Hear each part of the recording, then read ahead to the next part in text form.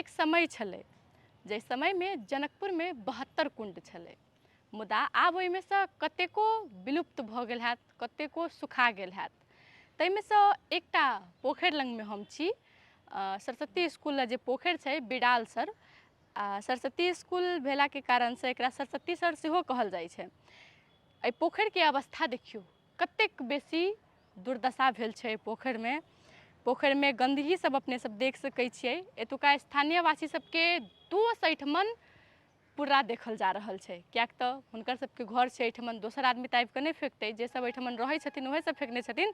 कपड़ा सब देखियौ, एहिठमन कपड़ा सब फेकायल छै।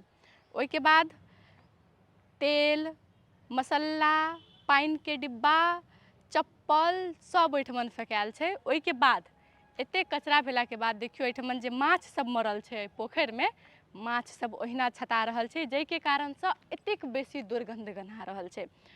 एहि बगल में स्कूल छै, सरस्वती स्कूल, एहिमे कतेको विद्यार्थी सब पढ़ऽ अबैत हेतै, संगे एहिठमन बहुत बेसी घर सब छै।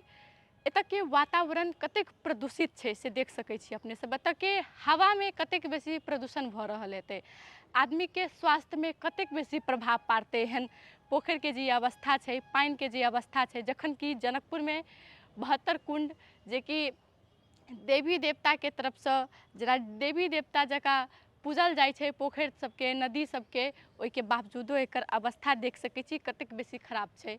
स्थानीय वासी के तऽ दोष छैहे, मुदा नगरपालिका के की एहिमे दोष नहीं छै? नगरपालिका के कर्तव्य नहीं बनै छै कि हम अपन नगर के सौंदर्यकरण करी, स्वच्छ राखी, कि ओ सब एहिठमन घुमि कऽ चाहे कतऽ की छै, केहन समस्या छै से सब देख कऽ एकरा व्यवस्थित नहीं कऽ सकै छथिन?